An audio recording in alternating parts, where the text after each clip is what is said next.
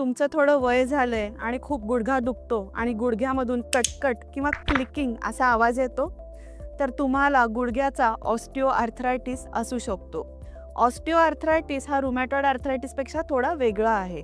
ऑस्टिओआर्थरायटिसमध्ये cartilage खराब होतं. थोडा जिना चढला किंवा थोडं चाललं तर गुडघे दुखायला लागतात. गुडघ्यामध्ये जडपणा जाणवतो आणि आधी सांगितलं तसं कटकट किंवा क्लिकिंग असा साऊंड येतो.